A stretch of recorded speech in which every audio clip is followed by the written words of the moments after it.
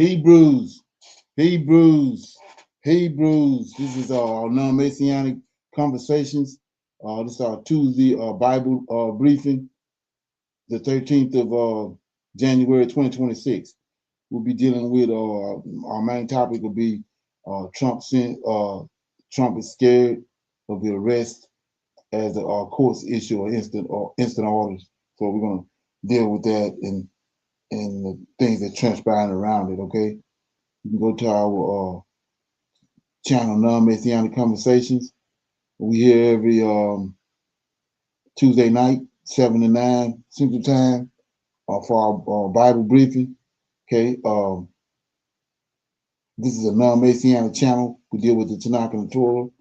Tanak being the Old Testament, so-called Book of Remembrance, and the Torah is the first 5 books of the Old Testament that was given to Moses by our Savior and our Redeemer and our Deliverer, the Lord of Hosts. Okay, this channel was created to aid and assist all Hebrews who are waking up to their true identity and understanding who their Savior and their Redeemer truly is. Shalom and welcome to this channel, and welcome to our Tuesday Bible briefing. Okay, we're going to do our normal, which is a moment of silence, prayer, psalms. We have some current events, some need to know information. We open it up for some Q&A, comments, dialogue, any testimonies, and then our topic for discussion, which is I have a series of discussions I want to talk about, and then we'll pick a scripture like we normally do at the end, and we'll read that scripture, then we'll break it down, then we'll close out. Okay. Moment of silence is for the Lord of Hosts. When all that He's doing to bring about our prophesied deliverance in His last days. Oh Lord, we come before Thee. We are thankful for the knowledge and the understanding that You have given us up until this point. When we seek Thy face, that You shower us with peace and with a sense of togetherness. Oh Lord, we see Thy hand in the affairs of the world, and we know and understand that what You have spoken in the past will surely come to pass. Turn out Thy face from us at this hour, but hearken unto us, hearken to this plea, hearken, O Lord, and do. All praises unto You. Okay? Let me read the Psalms right quick. Okay.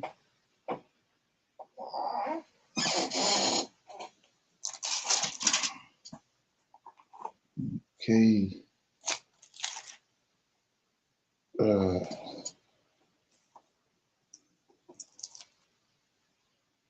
Okay, I'll read this. Hold on, it's kind of, whoa.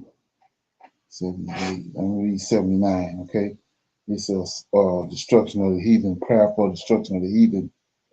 It's a prayer for Asaph. It's a prayer of Asaph, David's number one lead psalmist, musician. Okay. Oh God, the heathens are come into Thy inheritance. Thy holy temple have they defiled. They have laid Jerusalem on heaps.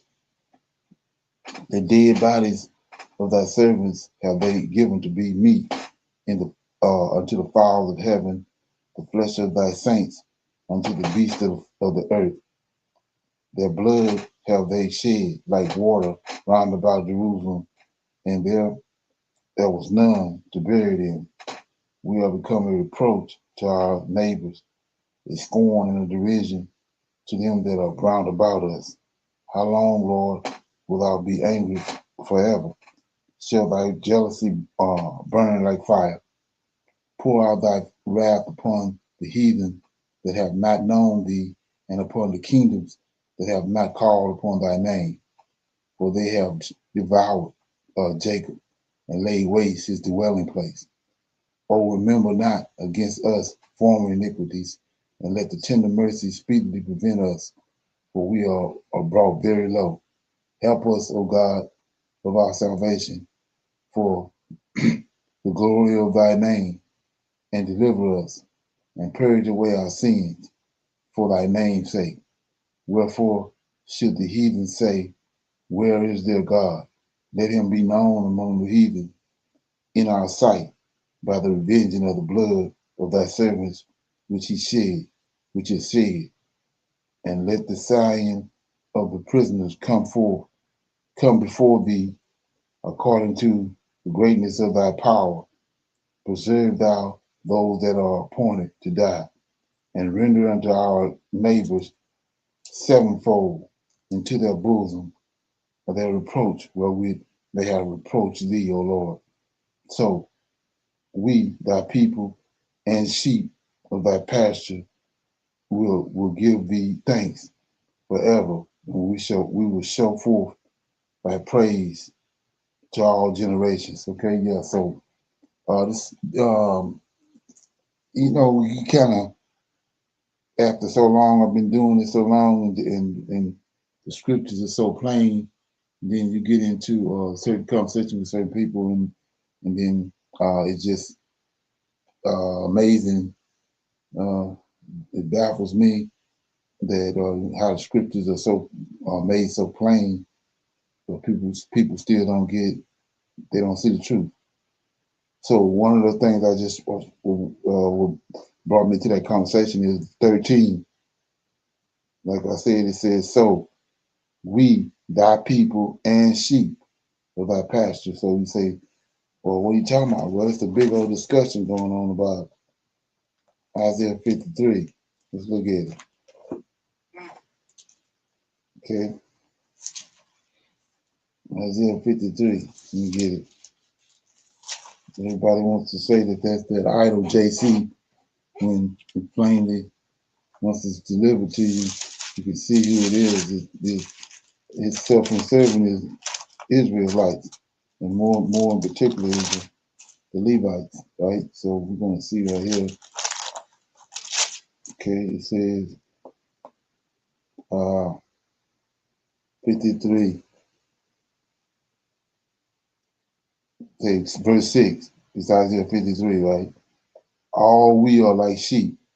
See that? We, now the self-serving ain't one person. All we are like sheep. We gone astray. We have turned away everyone to his own way, and the Lord have laid on him the iniquity of us all. Now let's go back and look at that. Like I said, it says in 6, all we are like sheep. So whoever is self-serving is more than one, right? And then you go to Isaiah 53 and 1. First verse, who have believed our report, and to whom is the arm of the Lord revealed. So right here, I'm saying that Isaiah, the suffering servant, is Israel, but you get more specific. It's the priesthood. You see it right here. Who have believed our report? To whom is the arm of the Lord revealed? All you got to do is answer that.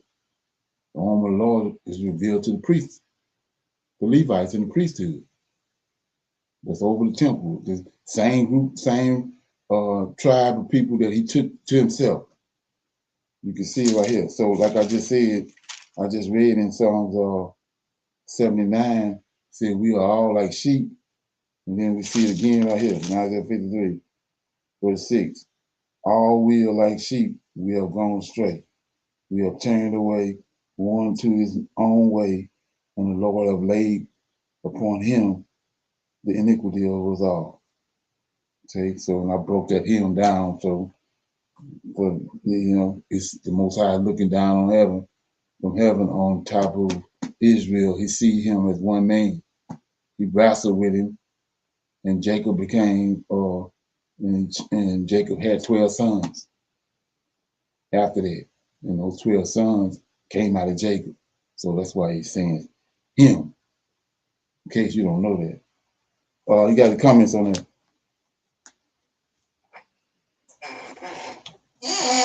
Okay. No, sir. You made it plain, brother Leonard. Okay. So with that being said, we're gonna go to our current events, and then we'll play them. As I said, my objective on this Tuesday nights, every Tuesday night, is I'm mixing end time scriptures, end time prophecies with the news, and connecting dots in the scriptures. So that's the objective of this this Tuesday Bible briefing. Okay, so here we go. Let me get it.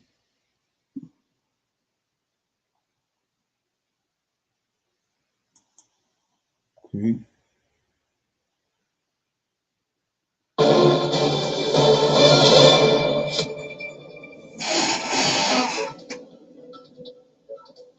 Russia has cautioned the United States of attacking Iran. It has said that the threats of new military strikes on Iran are categorically unacceptable. Moscow has slammed Washington in what it calls a subversive external interference in Tehran's internal politics. The Russian Foreign Ministry says the US must be aware of disastrous consequences for the current situation in the West Asia and global international security. In its statement, Russia says, and I quote, those who plan to use externally inspired unrest as a pretext for repeating the aggression against Iran committed in June 2025 must be aware of the disastrous consequences of such actions for the situation in the Middle East and global international security. This is a statement from Russia. Professor Kuzlik, thank you for staying with us. And I think Russia has just echoed what you were just saying to us, that a lot could go wrong if United States did decide to move in Iran militarily. But let's move away from that and let's talk about the turning point for Iran. What is the turning point for Iran for you, considering now that Israel is holding a cabinet meeting to discuss what is going on in Iran, and Iran has already condemned the United States and Tel Aviv?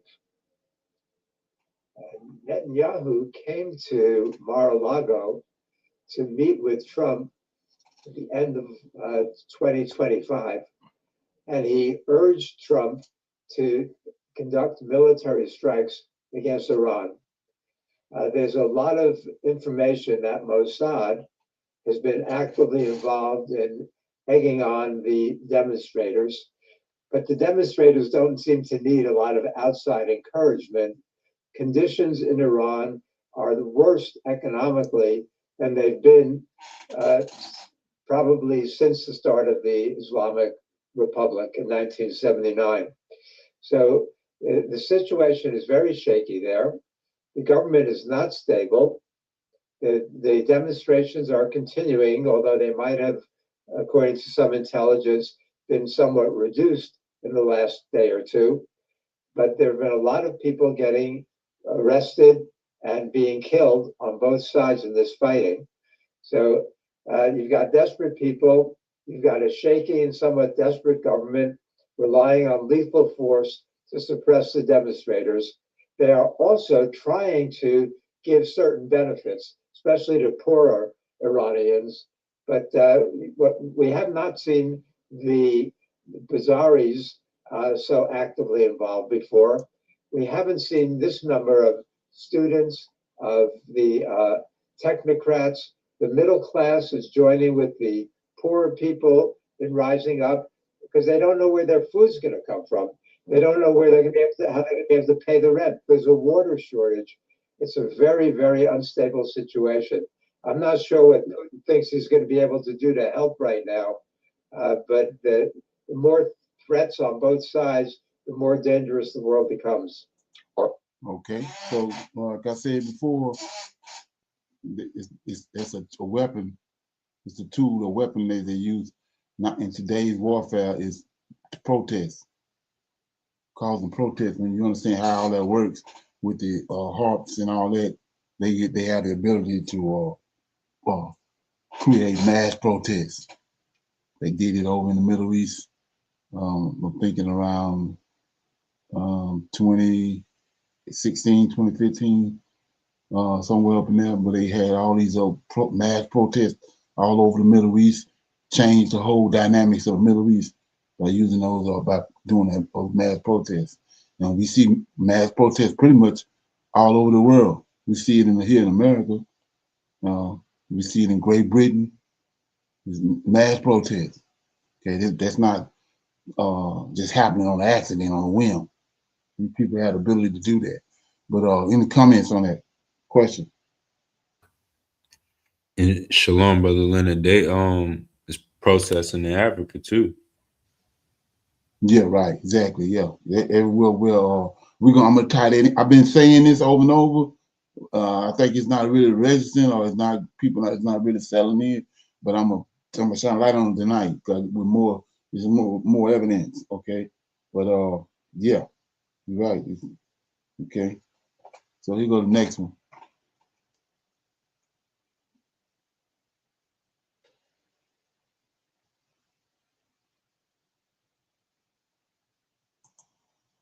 Okay.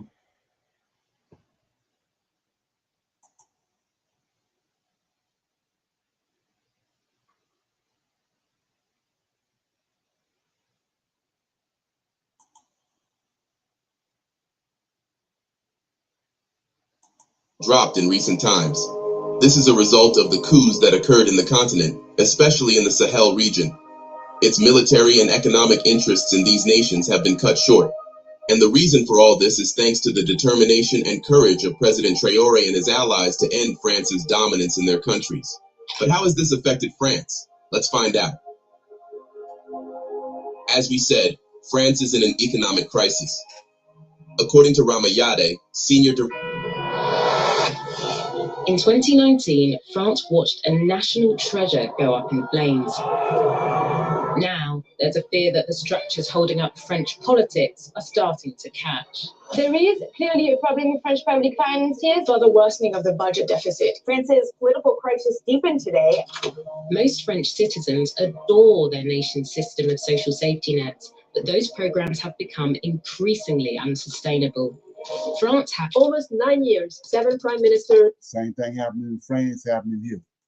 One re-election and one dissolution of parliament. But what have Macron's economic policies achieved in France?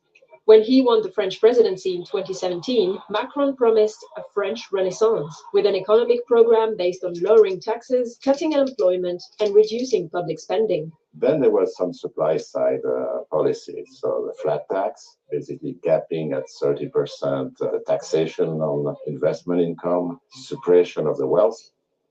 And I refer to the huge sums of money that are taken out of the continent illicitly. We've been told, ever since Thabo Mbeki's committee, that we're dealing in the order of $100 billion a year annually of monies that are taken out of the continent illegally, illicitly. One can imagine the significance of bringing this money into play. Were we able to plug the loopholes that permit these outflows to take place? What I would suggest is that we recommend that the African Union and the G7 OECD countries establish a working committee to deliberate on this matter and make recommendations for action by the two groups. My lifetime dream.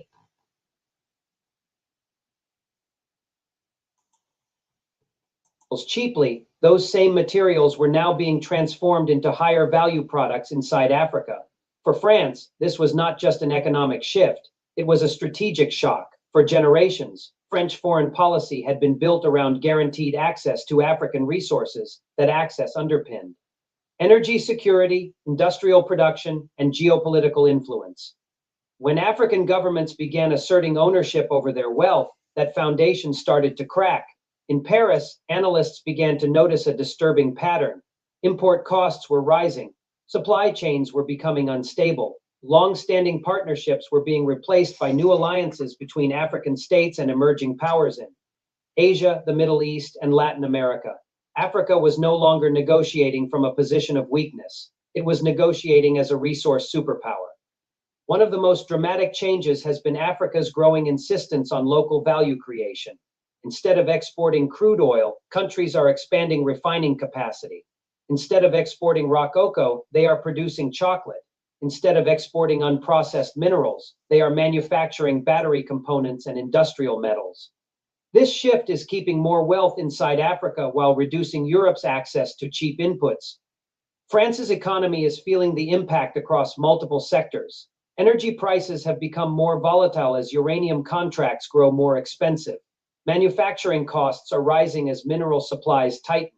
Trade deficits are widening as African countries sell more finished goods instead of raw materials. At the same time, Africa is forging new trade corridors that bypass traditional European routes. Shipping hubs in East and West Africa are being expanded to serve Asian and Middle Eastern markets directly. Railways are connecting mines to African-owned ports. Financial institutions within Africa are funding infrastructure that once depended on European capital.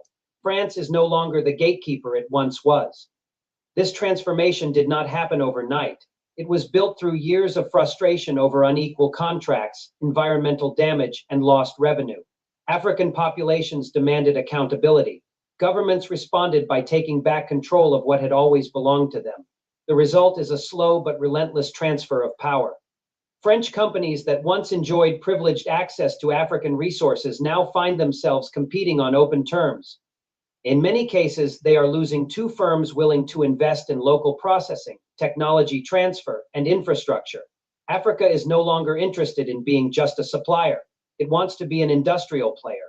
This has unsettled European financial markets. Investors who once saw Africa as a low-cost input source now see it as a rising competitor. African manufacturing, energy, and technology sectors are expanding at a pace few predicted a decade ago. France's political leadership faces a difficult reality. The old model of influence based on economic dependency is fading. Military partnerships cannot secure mineral contracts. Diplomatic pressure cannot reverse sovereign decisions. Africa has discovered that controlling its resources means controlling its future in West Africa. New mining laws have multiplied government revenues. In Southern Africa, local smelters are creating thousands of jobs. In Central Africa, regional processing hubs are capturing value that once flowed overseas. These developments are lifting incomes, strengthening currencies, and reducing reliance on foreign aid. Okay, you got any feedback on that? What do you think? Yes, sir. Brother Leonard, you read it a lot. What's that? Isaiah 60, the wealth transfer. Right, forces of the It seemed like Gentiles. that's what's happening because Right. forces of the Gentiles, right? Yes, sir. Because France specifically, I mean, all of Europe is crumbling, but France specifically, since they had such a strong hold, I've just noticed the destruction of that nation. This past year, and all the chaos there because they don't have hold of that lithium anymore. Exactly, right. Then we see, like I was saying earlier, that France is going down. NATO.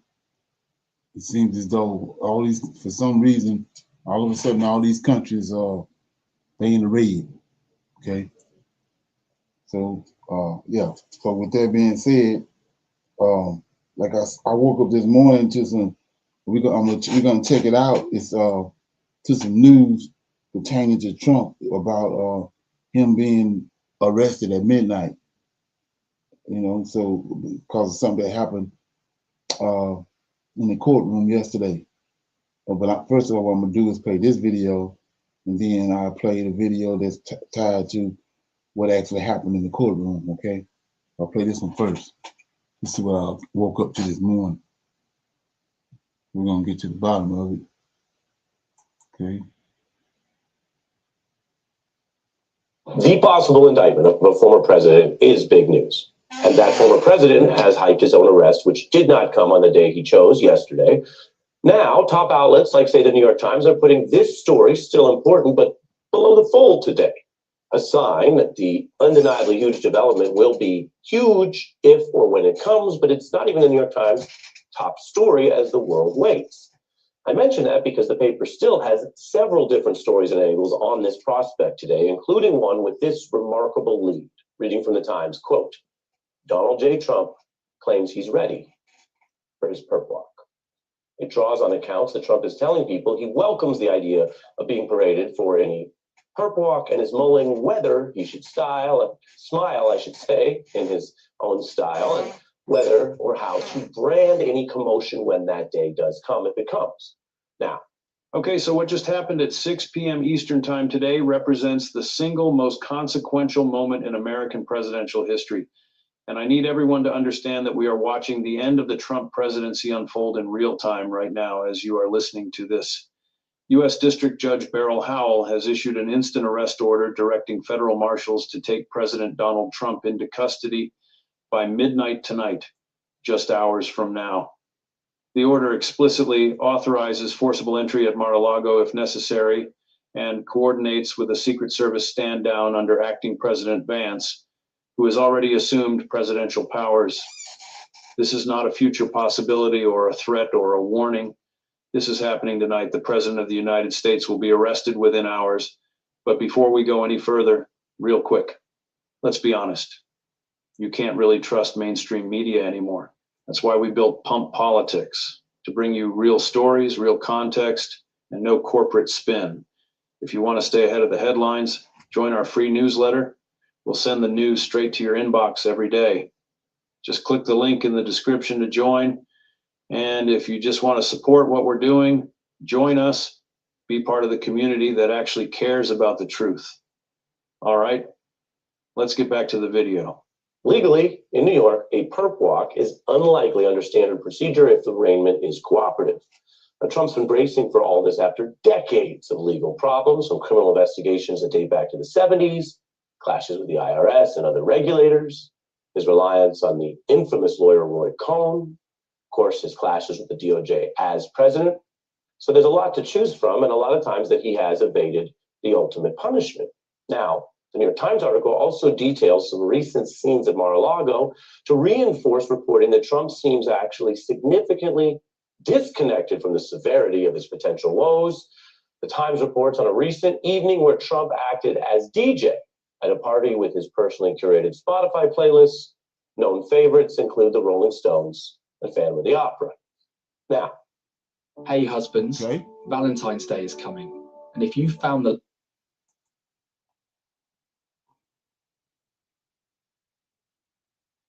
Okay.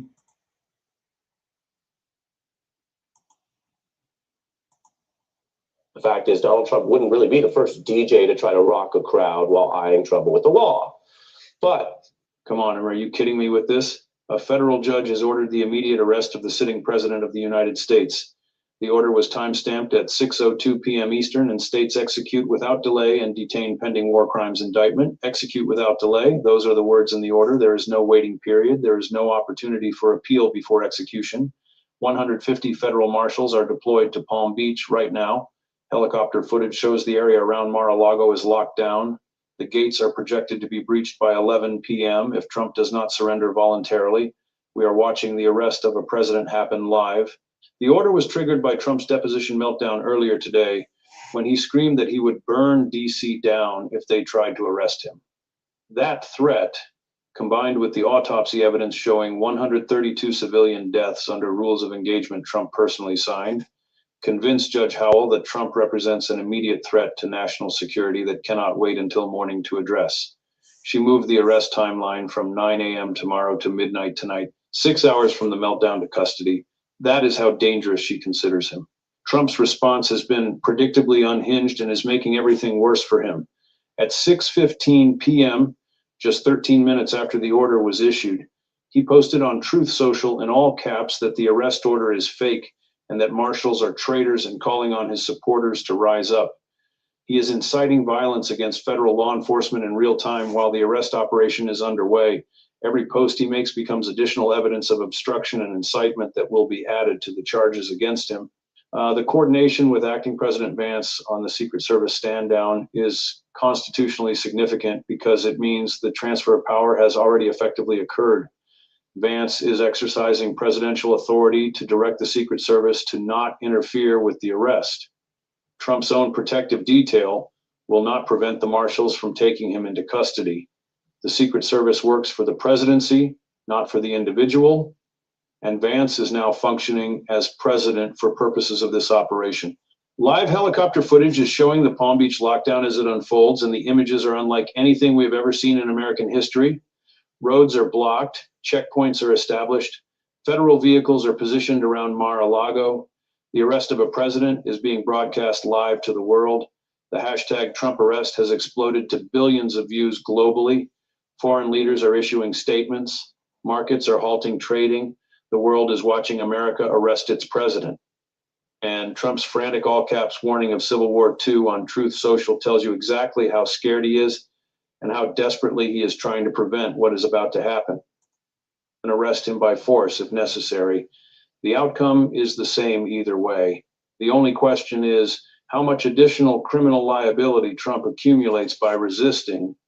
Trump's Truth Social post calling the arrest order fake and Marshall's traitors and telling supporters to rise up is itself criminal conduct that will be added to the charges.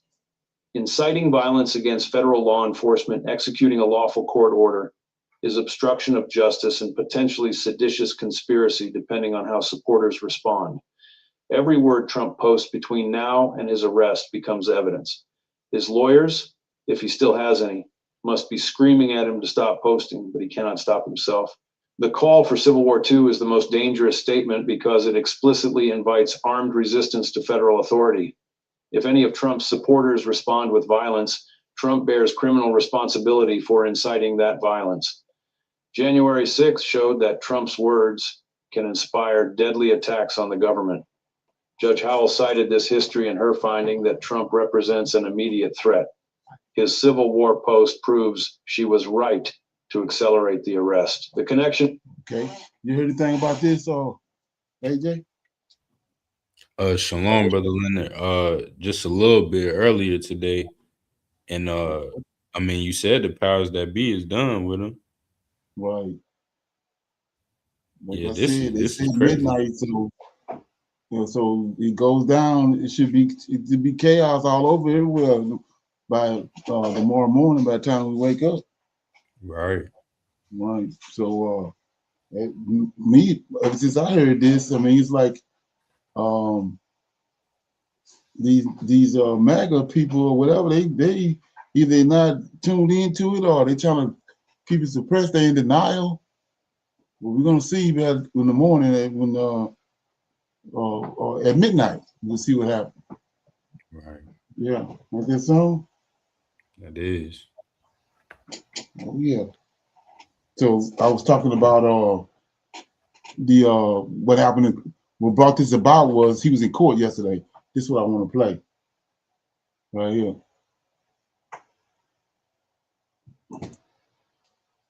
Sorry, it went down. Today, at exactly 10:47 a.m., a former president of the United States found himself literally one sentence away from jail. Not metaphorically, not hypothetically, literally one sentence. Legal experts are calling what unfolded in that courtroom one of the most direct challenges to judicial authority in modern American history. Every moment was captured on record, on camera, in real time. A federal judge looked Donald Trump squarely in the eye and said, "Sit down or go to jail." And Trump didn't sit. What followed was a tense 12-minute standoff with security stepping forward, lawyers physically intervening, and the entire American legal system seemingly holding its breath. I've spent hours reviewing court transcripts, legal commentary, and firsthand accounts from inside that courtroom. I'm going to take you through exactly what happened because the details matter far more than the headlines. But before we step inside, you need to understand the atmosphere leading up to this moment. For weeks, legal observers had noticed warning signs, not official motions or filings, but subtle patterns that seasoned court watchers know to read. Trump has been combative in court before. That's nothing new. But his confrontations usually follow a predictable rhythm. Arrive late to grab media attention, mutter just enough to be overheard, make inflammatory statements during breaks, leave with defiant sound bites for the cameras outside. That pattern is what everyone expected. Yesterday, that familiar pattern broke. Legal analysts who track Trump's courtroom behavior noticed the warning signs. Angry posts on Truth Social the night before, last-minute reshuffling of his legal team, extra security personnel arriving early, and perhaps most telling, sudden silence from his attorneys. Here's something I've learned covering these cases. When Donald Trump goes quiet before a court appearance, it usually signals something about to erupt. Early this morning, courthouse security reported unusual tension in the defense staging area, emergency strategy sessions that hadn't been seen in weeks.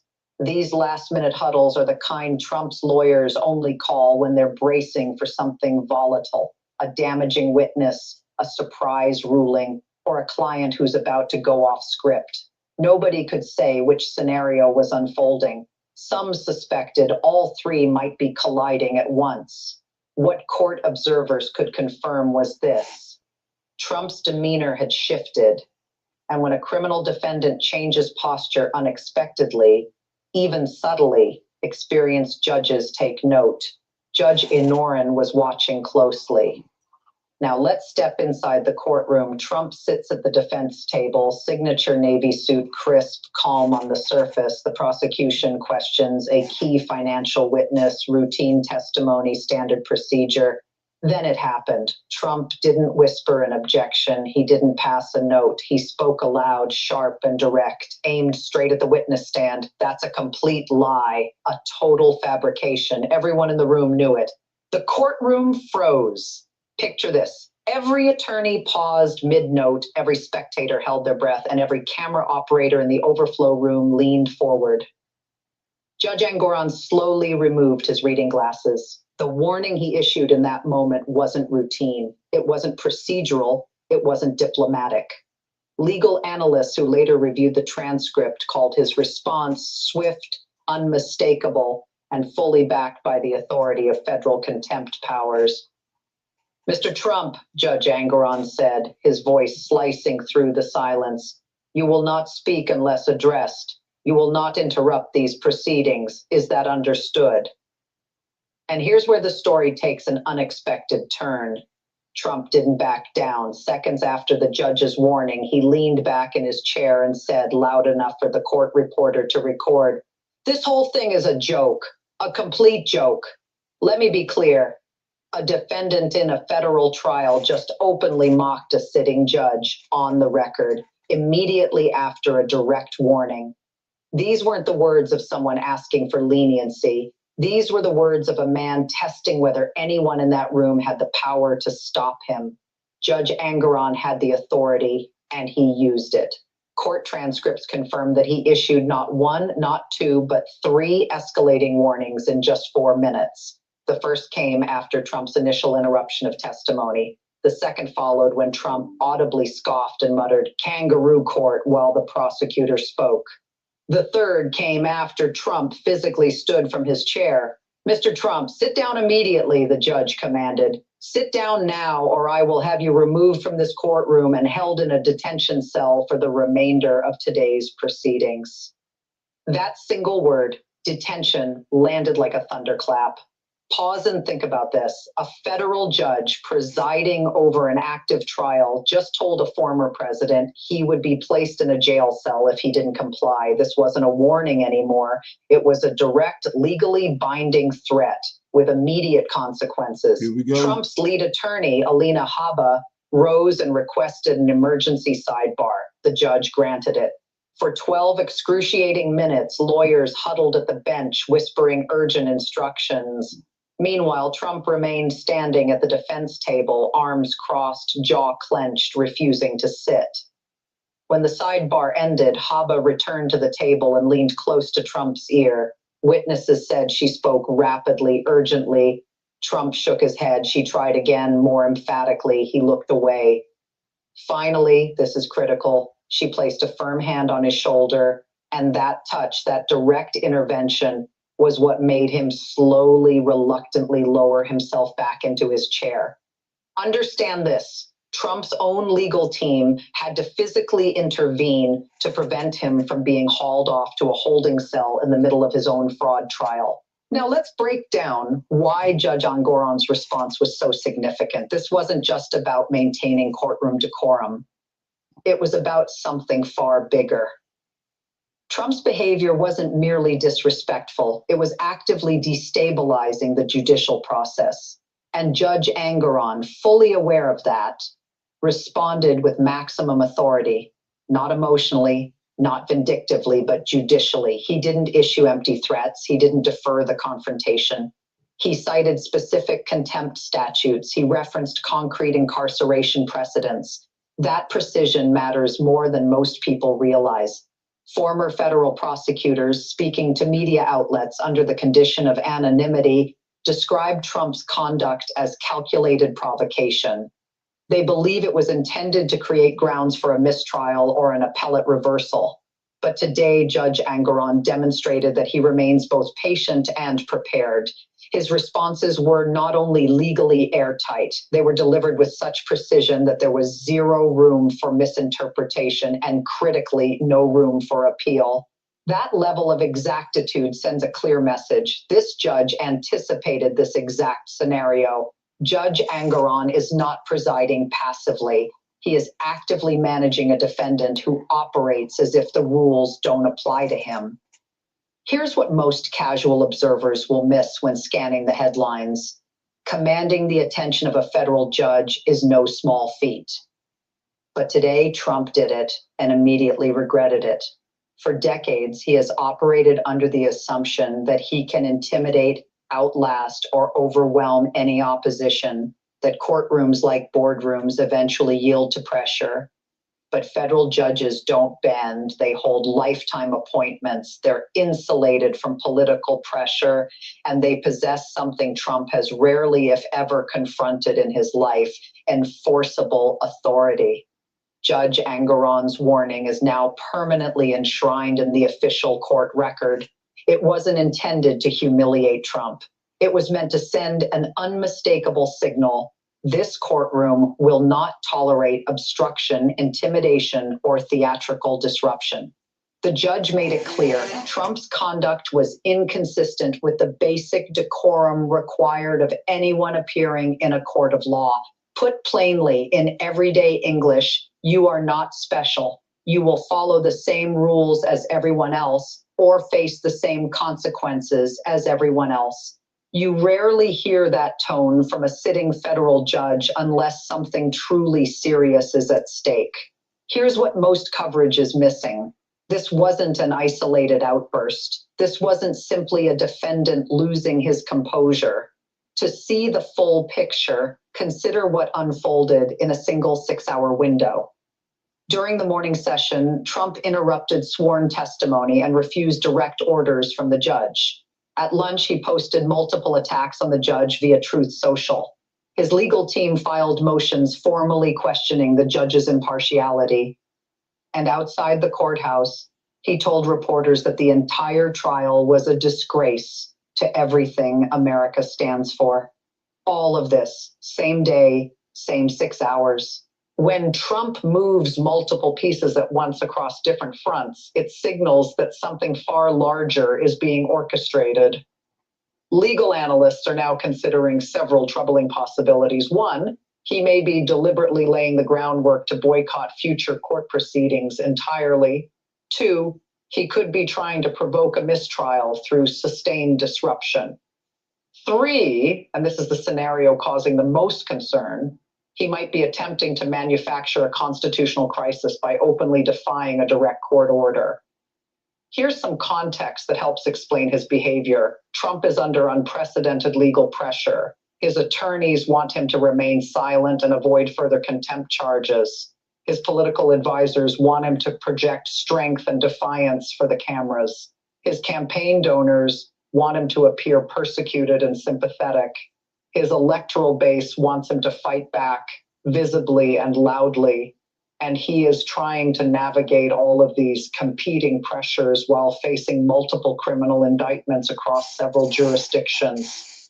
When defendants in that kind of position make sudden dramatic moves, they are not operating from strength. They are acting from pressure, from desperation, from vulnerability. Today, Judge Engoron decisively removed one option from Trump's playbook. He didn't issue vague warnings. He didn't defer difficult decisions. He didn't seek input from counsel before acting. He made a direct, unambiguous command: comply with courtroom rules or go straight to jail. Let me step back and explain why this matters far beyond the courtroom drama. What we're witnessing is a fundamental test of judicial accountability, a stress test of the American rule of law. Trump is trying to see whether he can bend the legal system to his will. Judge Engoron is proving that the system still stands firm. Prosecutors are working to keep proceedings from descending into chaos. And the American public across the political spectrum is watching to see if justice applies equally, without exception. Trump believed he could delay this trial indefinitely. He believed he could intimidate witnesses into changing their testimony. He believed he could use media attention to pressure the court into favorable rulings. He believed he was untouchable. But tonight, the exact opposite is happening. The trial is proceeding on schedule. Witnesses are testifying under oath without hesitation, and the presiding judge is holding him accountable on camera, on the record in real time. Meanwhile, the lead prosecutor spoke briefly to assembled media outside the courthouse. She made it clear the case will proceed exactly as scheduled. She emphasized that no individual is above the law and that any further disruptions will carry serious consequences.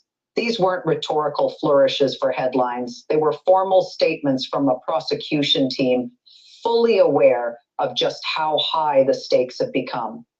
So what happens now? As the trial continues in the coming days and weeks, more details will emerge about what Trump hoped to accomplish with today's outburst. But one thing is already clear. Judge Engoron's response was entirely appropriate. It preserved courtroom order, protected the integrity of the trial, and reinforced the constitutional authority of the federal bench. What unfolds next depends entirely on Trump's conduct. If he complies with court directives, this moment could be remembered as a turning point toward accountability.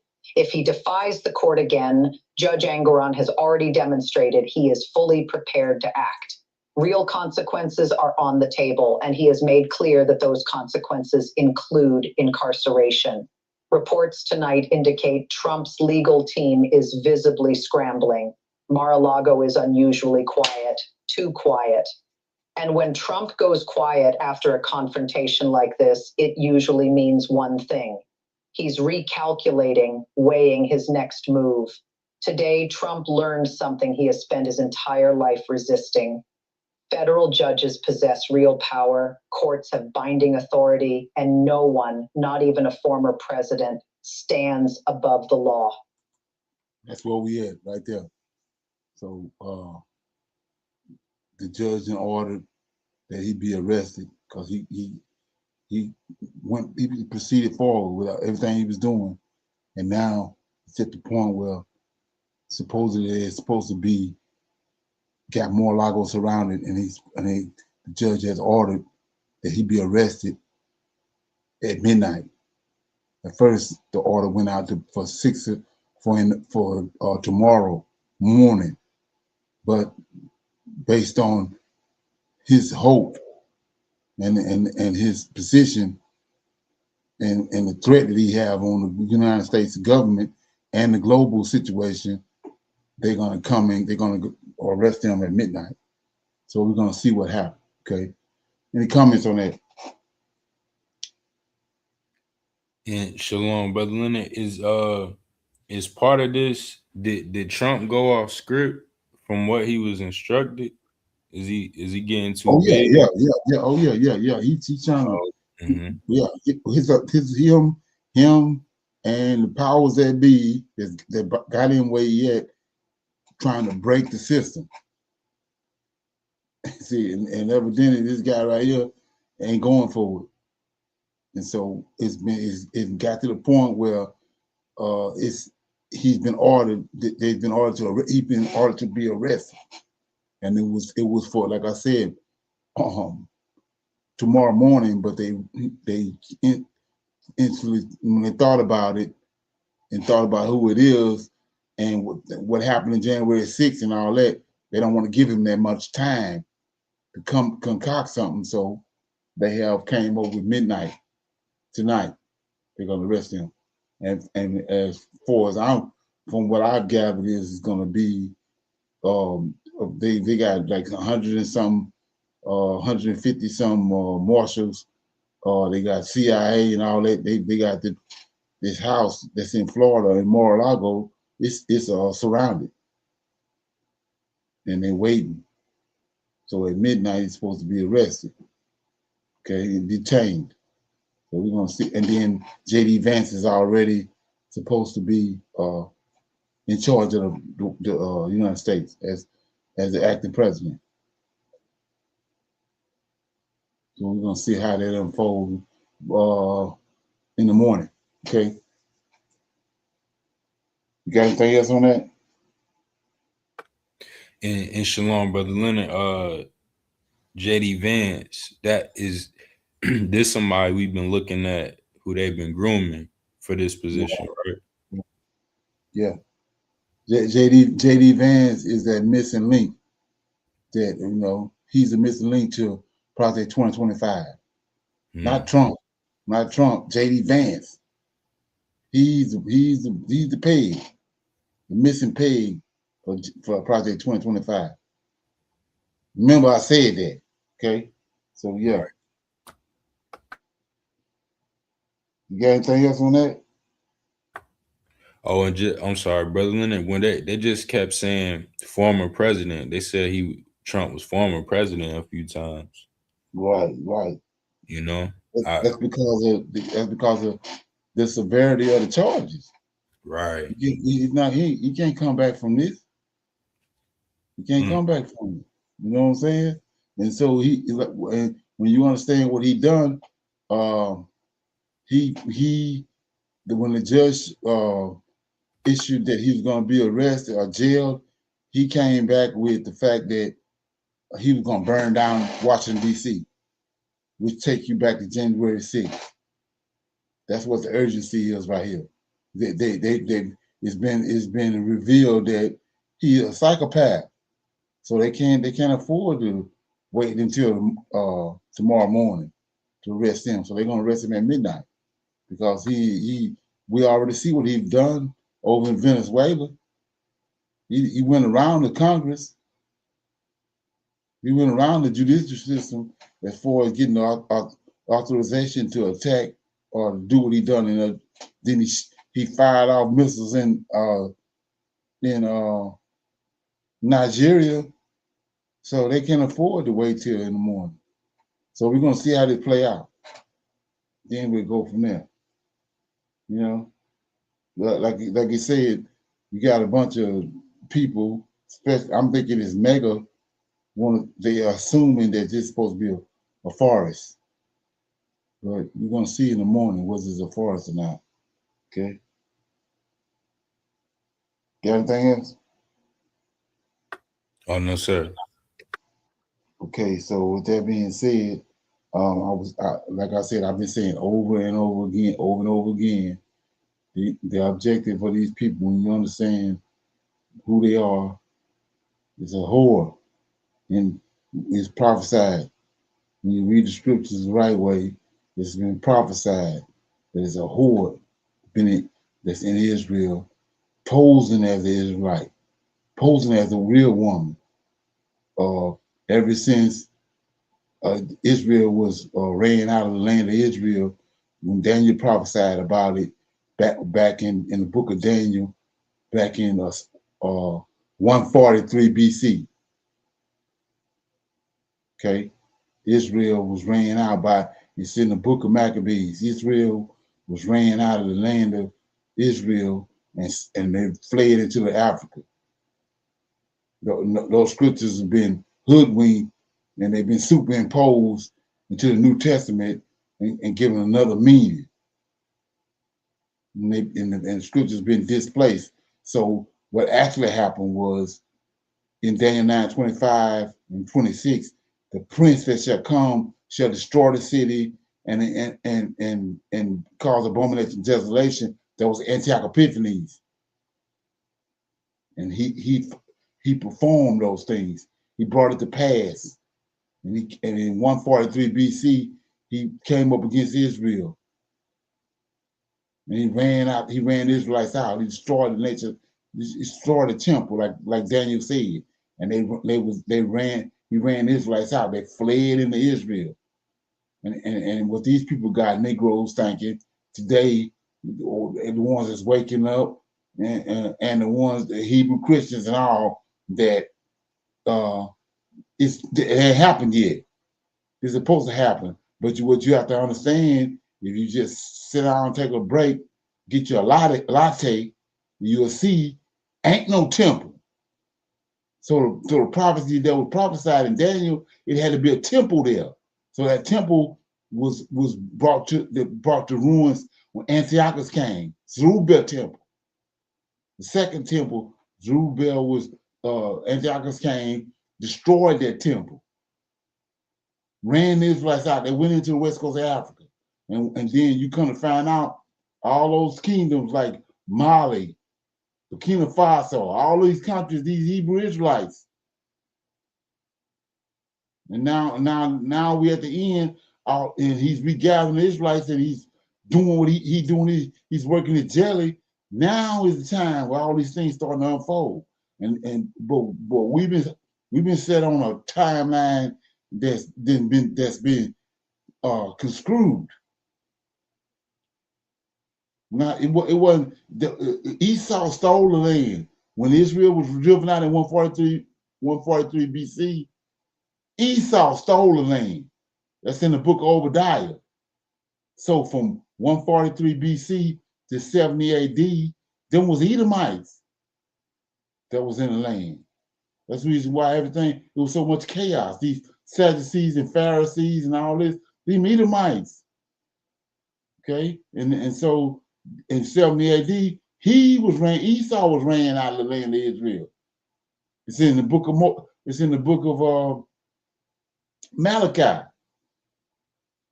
And Titus and Vespasian ran them out of it because they had this perverted zeal. They was trying to imitate the Israelites, but it was perverted, and it was causing problems all over the Roman Empire. So they came to the conclusion that they ran them out. And Hadrian, the emperor, backfilled the land of Israel and covered the whole land of Israel over with. That's why we at where we at today, where everybody searching and looking, they got metal detectors and everything else trying to find out where the land of Israel is, because Hadrian backfilled it and covered over the real Israelites. You had two Jews. You had a Jebusite Jerusalem. That's what we're dealing with today, the Jebusite Jerusalem. The real Jerusalem was in the Negev Desert. And we got a bunch of our brothers that dug that up. But that's where the drama coming in at. And so what we're dealing with now, this so-called nation of Israel that's over there in the damn land of Israel right now, that's the harlot. Like the Most High said, it's a woman decked in red, riding upon the beast. So what's the beast? America is the beast. And these Israelis is the woman, the fake woman, the whore that's riding upon the beast. The beast has 10 incarnations. We're looking at the America is the 9th incarnation of the 4th beast. And we see the 10th incarnation coming into existence with China and Russia and all them. And these Israelis is the fake, there's a whore that's riding on the beast. They're perpetrating to be the Israelites. Just like JC, they're the ones concocted JC. JC he's perpetrating to be the Savior. Our Savior is in the Old Testament, the Lord of Hosts, Michael L. Okay, that's who I would say. It tells you in Daniel chapter 12, verse 1. At that time, Michael gonna stand up, and the nation, and then our people will be delivered.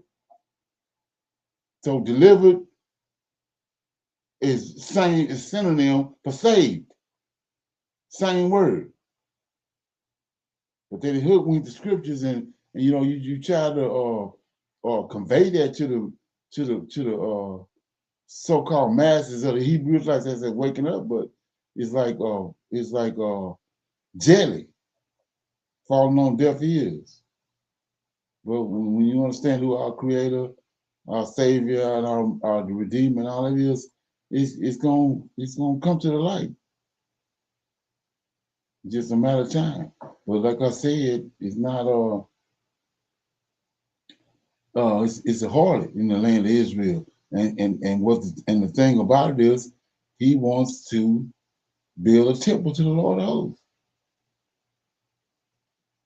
That's what this is all about. I've been saying it over and over again. The people that's over there now, these Zionists, which is not Israelites, they want to build a temple and they want to rule the world from Jerusalem, so-called Jerusalem, for 1,000 years. So everything you see that's being constructed right now is the technology that they came in contact with.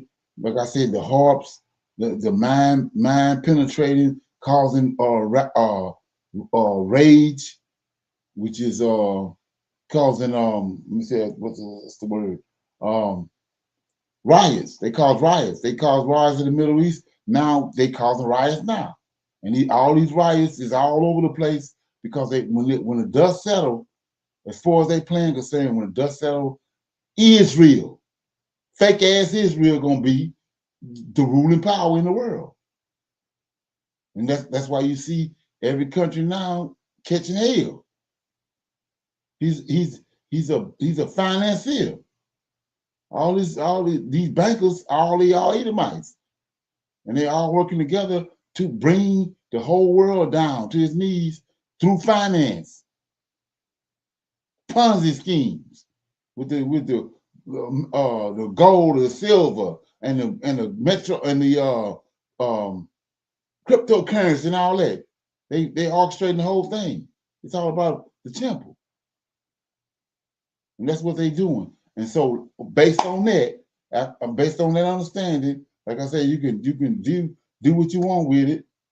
You know, it can be water on a duck back, or it can do you some good. However you want to deal, wherever you at, for your DNA. So, with that being said, I'm gonna play this video right here, and you got to keep in mind, I've been screaming this for especially the last 10 years, that when the dust settles, these people got something concocted. When the dust settles, Israel, these Edomites over in the land of Israel, posing as Israelites, they're gonna be the ones sitting there. That's their objective. So here we go. Let's check it out.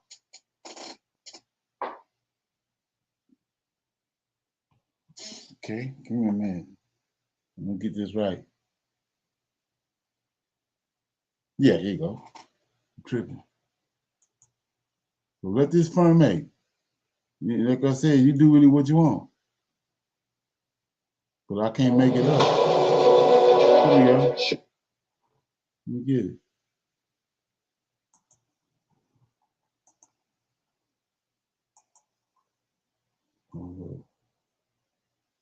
Get the volume right so you can hear it. It's a repercussion to hearing the truth and not dealing with it. Is right now. Right now, artificial intelligence is used to generate these silly videos and allow students to cheat on in school with ChatGPT. Right? Is that really worth trillions of dollars? OpenAI is planning to spend $1.4 trillion on data centers over the next few years. That's a lot of money. That's a lot of data centers. What's AI really used for? Well, AI is really used for surveillance technology, right? Digital currency, digital ID. But not only that, that's what Esau uses, AI, in these last days, in times. He uses AI. Okay? With AI, we can actually create this individual matrix for you where you are just inundated with your own in your own media bubble, which just reinforces certain prejudices in you, and then you're provoked into action, right? So look at ChatGPT, where studies have shown us that ChatGPT has become psychotic, where you're suicidal. ChatGPT actually encourages you to kill. ChatGPT. You Negroes got to get a hold of that too. Kill yourself. Well, that's just a beta testing of the true AI surveillance technology in which everyone lives in his own information bubble, and he or she is being emotionally manipulated and behaving a certain way. Right. Okay, let's talk about Pax Judaica. So you say right now we're in a Pax Americana, Pax America or Pax Americana? What's the right term? Yeah, Pax Americana. Pax Americana. Okay. Americana, yes. And we're moving toward a Pax Judaica, which is what exactly? Like I say, this over a lot of niggas' pay grade. Okay. So the year 1688, this is the Glorious Revolution. This is when the King of England is overthrown by the nobility, and William Orange, who is from the Dutch Republic, he's installed as the king. And it's significant because this creates the sovereignty of Parliament. So Parliament now is above the king. And what happens next is 1694, the creation of the Bank of England. And the Bank of England are these private interests, transnational capital. And the Bank of England, they are guaranteed by Parliament. And so this creates the idea that these private investors can lend money to the Bank of England, and if they make money, they keep their money. But if they lose money, then the Parliament, the people, guarantee their losses. So it's socialized losses, privatized gains. Okay, so this becomes the new model of global finance. What this happens is that in Europe at this time, the world is in flames. So 30 Years' War, Protestants versus Catholics, and all these rich people, the Dutch Republic, the Habsburg Empire, the Catholic Church, they need to be able to store their wealth in a more safe place as the world burns. And the safest place at this time is of course, England, because it's being protected by the world. Get you some popcorn. Okay. Maybe. And so all this capital shifts over to England, and it's stored in the Bank of England. These private investors have control over this capital, but it's guaranteed by both the Royal Navy as well as by Parliament. And this allows for the creation of the British Empire.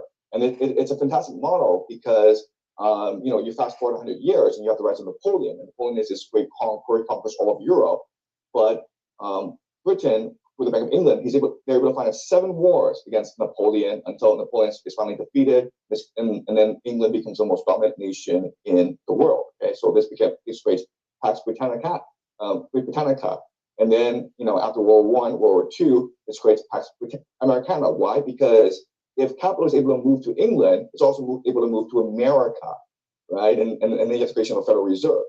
But now that America is burning, where do you go now? Well, you go to Israel. Why? Because first of all, Israel has nuclear weapons. So Israel will be safe. Second of all, the Middle East has been destroyed, right? Israel has no competitors. Iraq, Libya, Syria, they've all been burned to the ground. Exactly. Iran is the last on the... With the riots, with the harps, the riots, they're going to bring everybody down with the riots. When they finish, Pax, like he said, Judaica, these fake-ass Israelites going to be standing. A list. And so once you burn Iran to the ground, then Israel has complete dominance over the Middle East, and it can just rebuild the Middle East in a new image. And this new image will be one of AI surveillance. So ideas that you have, right, AI, digital currency, digital ID, you're going to face a lot of stiff resistance in America because Americans like their freedom. But hey, the Middle East has been destroyed. You can now replace your populations with Filipinos, with Chinese, with Indians, and then you can insert microchips into the bloodstreams. Now you have this perfect, surveillance state where everyone is monitored. But not only is everyone monitored, their emotions are constantly being calibrated, being controlled by this surveillance state. And so you basically have a slave state, and then you introduce transhumanism, where all rich people in the world, they can go to Jerusalem and experience all this transhumanist technology, organ temple there. We got the temple there. All that. Come on. Plans that allow them to live 150 years. So that's the very idea of Pax Judaica. Pax Judaica. Right? Capital needs to move to a more safe place, which is Israel. Okay. But also, these oligarchs, they want to achieve a transhumanist vision of the world. And so Israel has this technology, but also they want to create a surveillance state in order to maintain permanent control of the world, and that's Pax Judaica. Well, it's proven that they can't really do that here, right? I mean, COVID really sort of proved that. During COVID, I think that was an eye-opener for many of us, where I realized, wow, I'm glad I'm an American living in the United States, where I can live, I can move to a different state at least.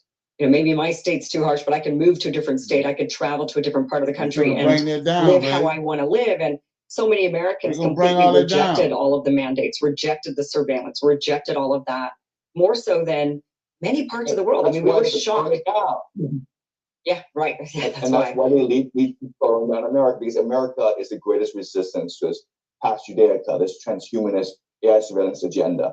Every other nation has fallen, right? You look at Canada, you look at Europe, you look at China. Everyone else has fallen. The last opposition is America. Right.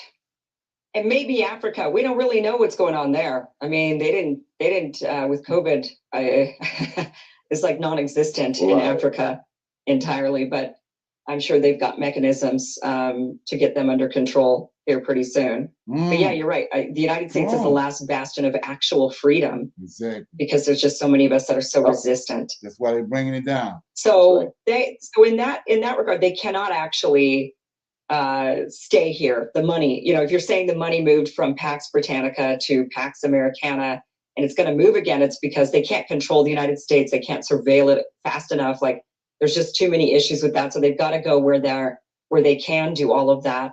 And you're right. I mean, Israel has been one of the first to implement many of these measures, and they always do it under the guise of security. Well, Gaza was an AI surveillance state for a long time. So they have all this technology in place. They have all the systems in place. So it's a proven model. They just have to scale it now. So certainly, you know, I encourage everybody to watch your series, and the one in particular, I think it was Secretive History. Is that what it was? Your Secretive History series, and then you have the Pax, and then you have the Pax Judaica, kind of the finale, or one of the things that you talked about. And that is a frightening episode to watch. Everybody should watch it, but it's frightening because of how accurate it feels. You know, where it's like going from the Zionist, you know, in a way that I hadn't even put it together, with the Battle of Gog and Magog, and the world goes and tries to, you know, topple Israel. And a lot of people thought, oh, that's what's happening now. You know, it's that this battle is happening now. A lot of Christian Zionists, you know, salivate at the idea that maybe it's happening right now, because that means the second coming is sooner than later. But your theory is no, that's actually in a little while longer. That's after Pax Judaica is formed, and the center of the world becomes Israel. And when that is the actual controlling new dominant center. I got to tell you, and then while I was watching your series and watching that episode in particular, when I went to Israel, and when I was there, I left feeling like, and I couldn't shake the feeling, and I just felt like this is going to be the new leader of the world. There's no way around it. They're going to be. I went to Israel as well, and I came away with the same feeling. I hate to say this, but when you visit Israel and you actually talk to people and you experience the culture, they really do aspire to be the world leader. They believe it. And they will. You folks have no idea what honey and cinnamon can do for your brain. I'm 82 years old, and just a few months. The ability to pull it off. I mean, you've got a population of very intelligent people, technologically advanced, developing tons of different, you know, they've got a culture of development of all of AI, of surveillance, of security state stuff.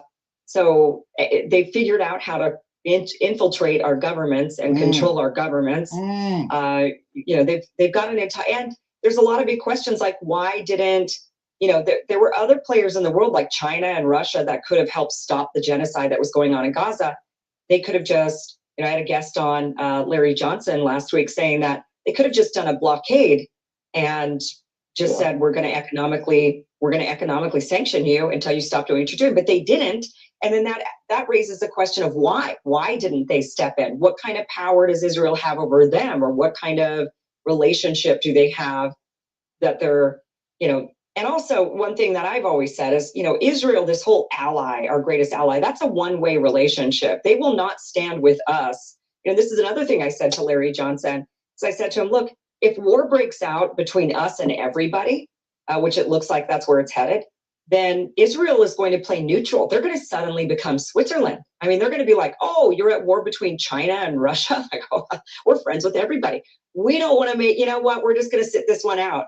And we're going to deliver orange juice. I mean, that's all they did for us. Out of all the wars that we've done, they delivered some orange juice during the Korean War. Other than that, and I think it'll be the same sort of thing. They'll be like, oh, gee, you know what? We got our own problems, and we don't really want to get involved with all of you. Best of luck to everybody. We're friends with you all. And whoever in the end wins, we're here. We're still here, right? So it's very much beneficial to them for the rest of us to go to war with each other. And they end up being the global leader. Well, that's how they make it past Judaica, which is very similar to the Pax Britannica, right? Because England is a very small nation. It has very few resources. So the only way you can maintain power is by sowing discontent and chaos throughout the entire world.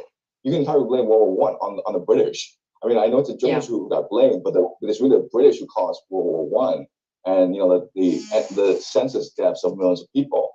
Right, so Britain has been sowing chaos for a few hundred years, and I think Israel will use the same strategy. Yeah, don't underestimate because of size, right? You do have the UK, Great Britain is a small place, and they still dominated a huge, massive amount of the world. Same Japan, Imperial Japan had a lot of power, tiny little place. So don't underestimate on size. Thank you for watching this clip from the. Okay, what you think? That make any sense? So, yes, sir. It makes sense to me.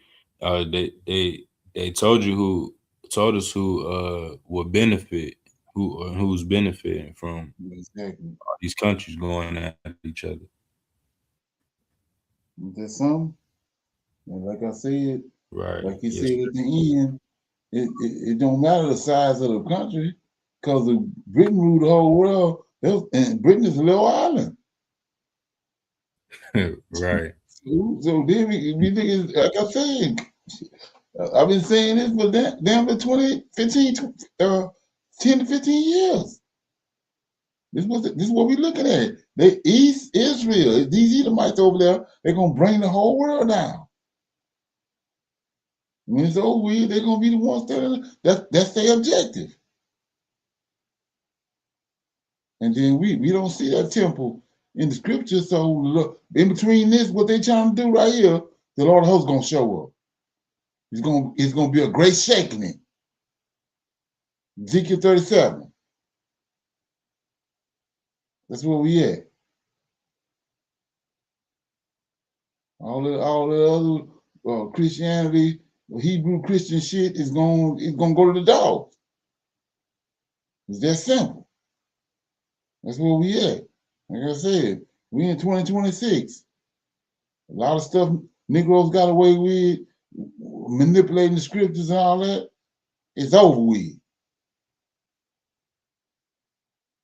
Okay, that's where we at. I've been, like I said, I ain't just start saying this yesterday. I've been saying this 10, 15 years.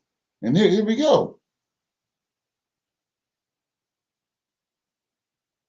Okay. Got a scripture, you want to pick a scripture? We'll play that scripture, and then we'll break it down, and we'll close out.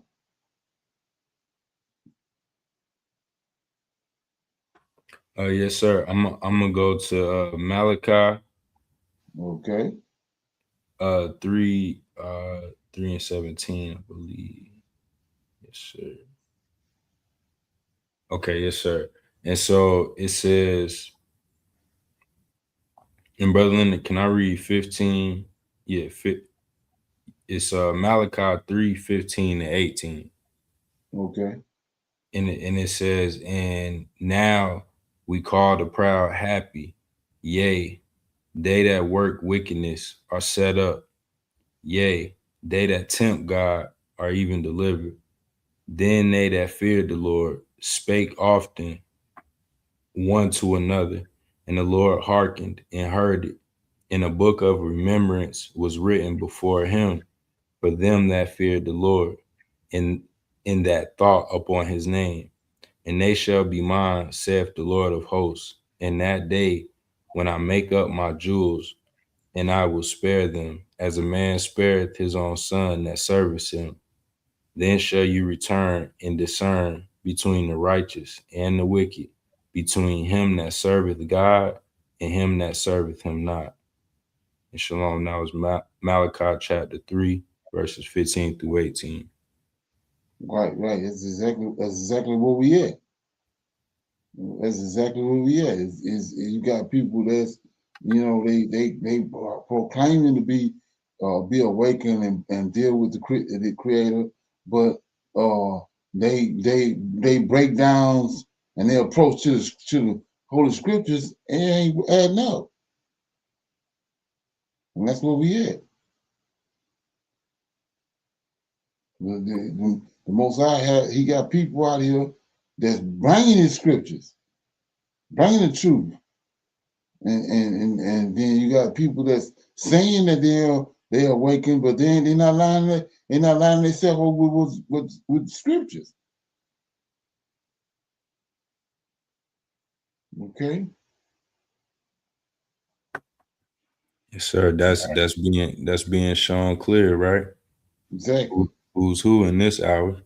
Oh yeah. Yeah. Can you read that first verse again? What you was reading? Yes, sir. The verse 15, and it says, and now we call the proud happy. Yea, they that work wickedness are set up.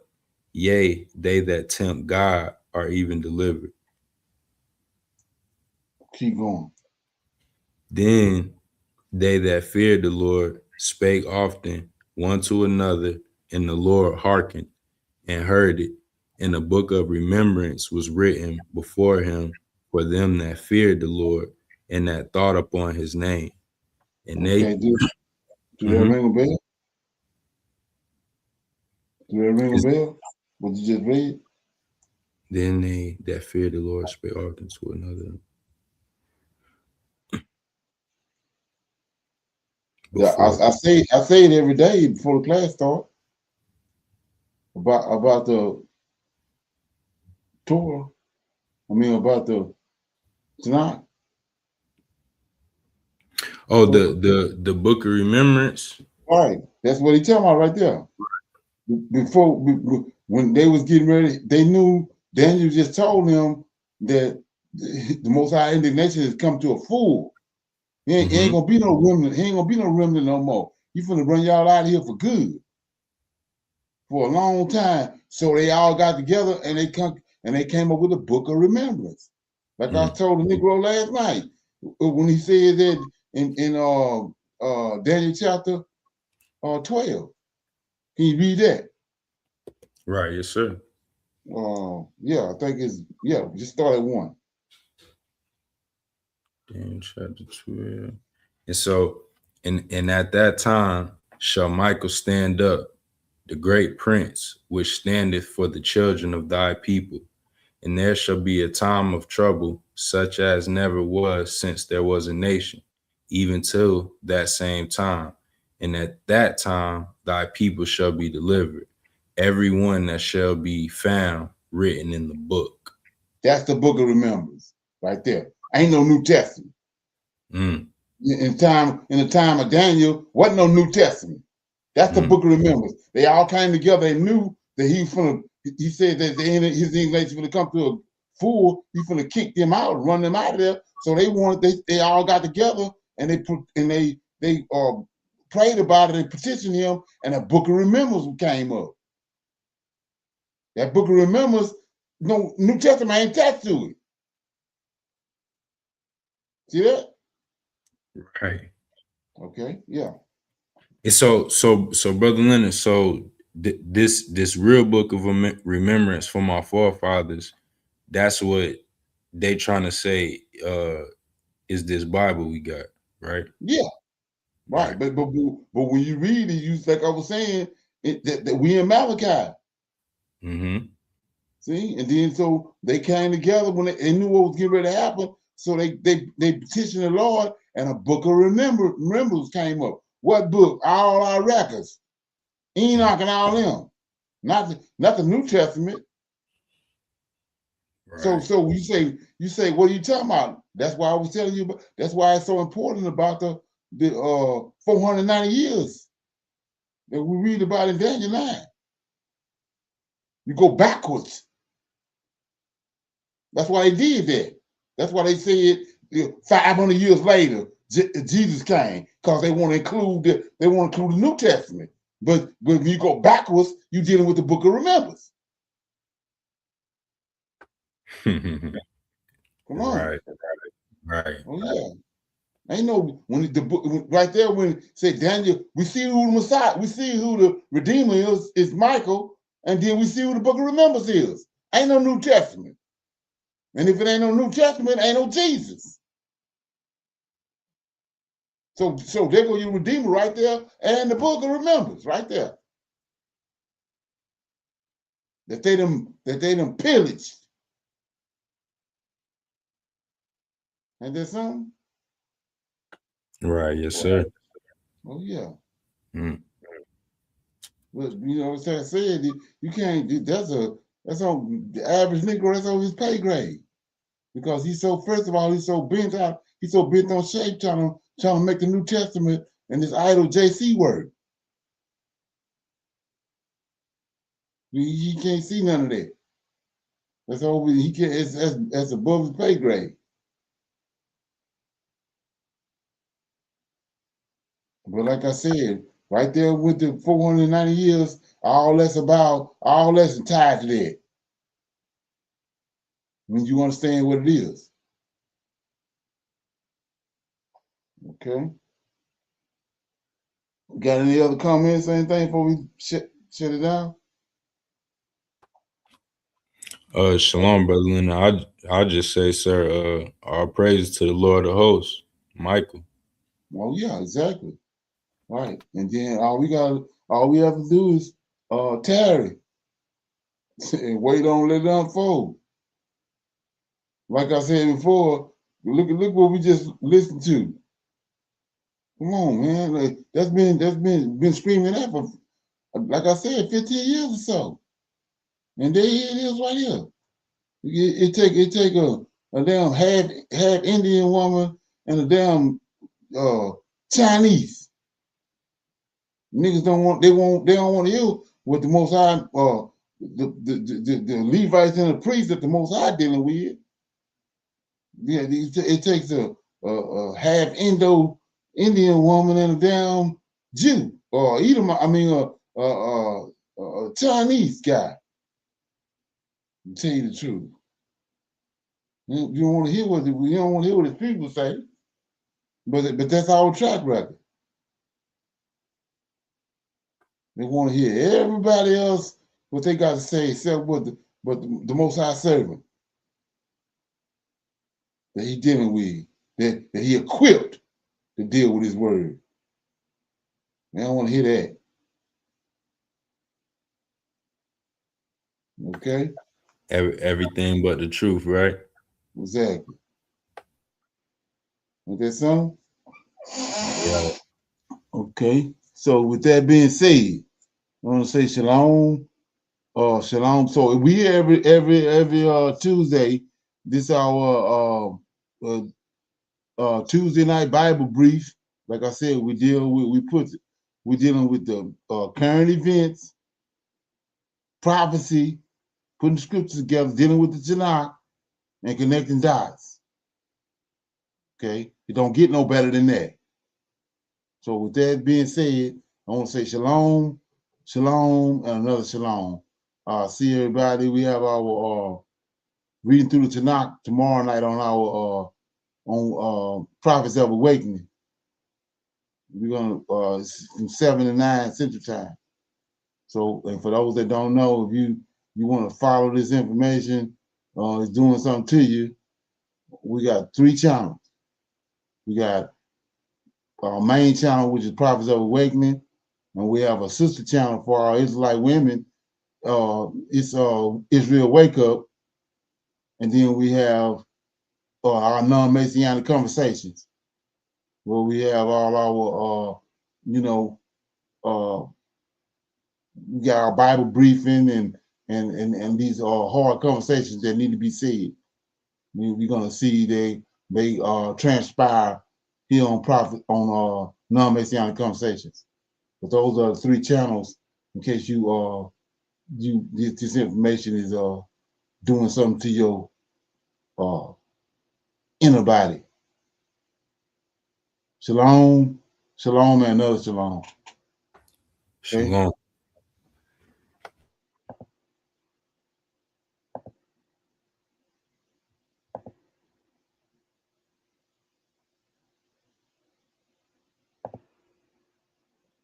I highly recommend that you get this book and you read it, because it's a must that you understand who God head is in the order that's in the Old Testament in Tanak, because it's not the same as in the New Testament. And when you read this and you get an understanding, then the scriptures open up, and then you begin to understand. So I highly recommend that you get this book. It's the Elohim of Israel, and it's a breakdown on the word Elohim and who the God of Israel is and the Godhead.